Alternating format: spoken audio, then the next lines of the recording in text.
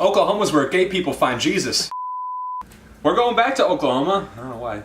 We're making country fried steak.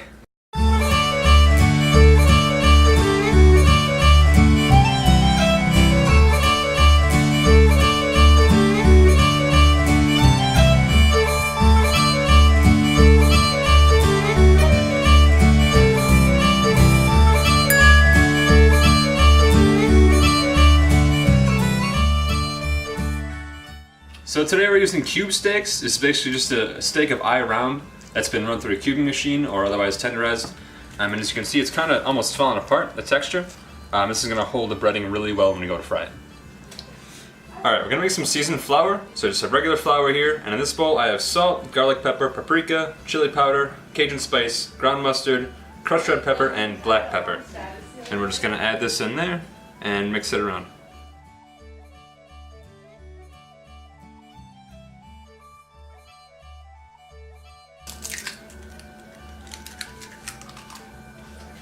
Am I supposed to say anything or just cracking? Yeah, say what you're doing, bro. Cracking eggs!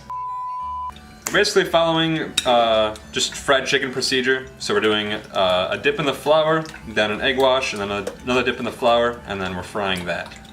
So you want to make sure your eggs are really scrambled and really, broken down. Don't want any loose strands of white or anything.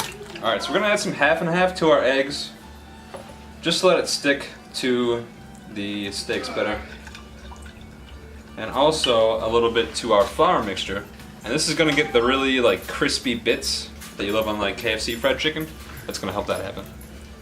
Alright, so we're gonna dredge our steak in the flour mixture first. Like so. And shake the excess off. And into that mixture. And use your other hand to get the eggs. That way you don't end up breading your hands as well. Shake off the excess. Back in the flour.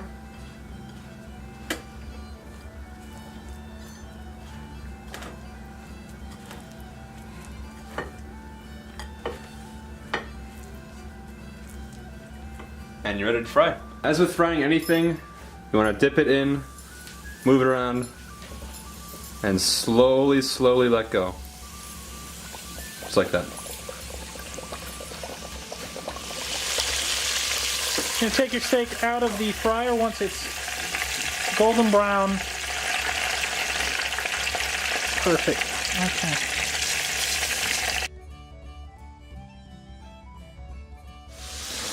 Start by melting half a stick of butter in a pan.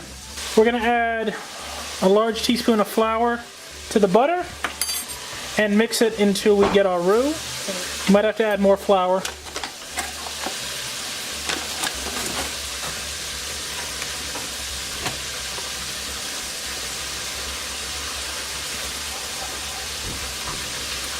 You want to cook it for at least a minute so the raw flour taste goes away.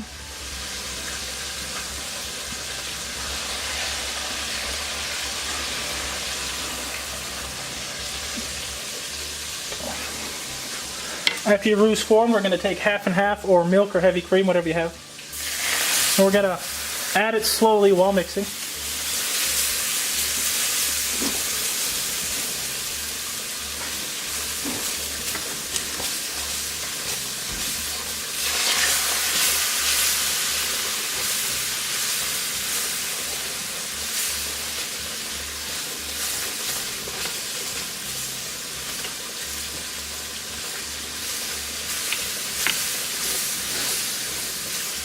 If you don't add it slowly, your flour is going to lump in your gravy.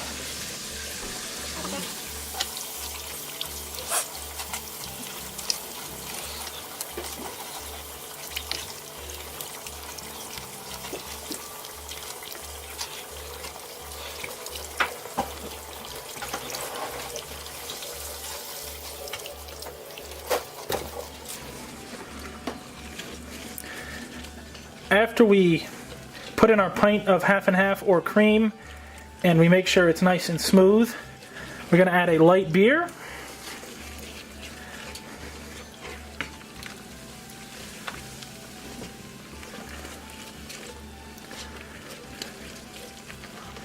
And you're just going to add that until you get the consistency you want.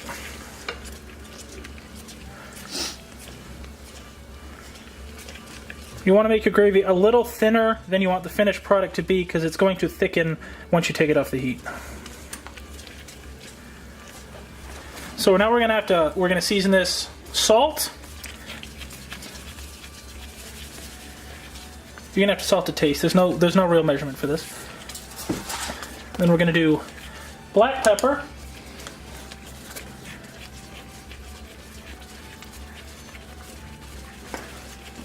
Some garlic.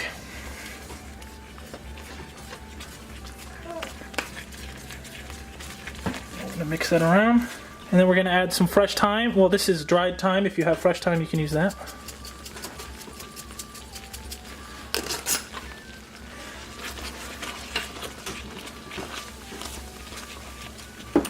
Hopefully it doesn't taste like shit. Once this reaches the consistency you want to take it off the heat and let it sit. After you take the gravy off the heat, we're gonna add a squirt of lime juice. You can also use lemon juice if you have it.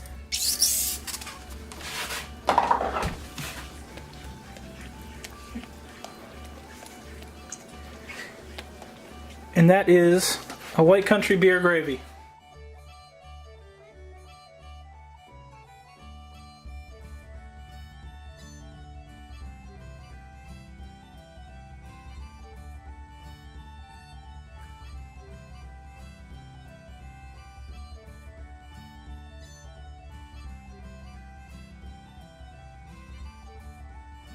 Is it not gay to love Jesus?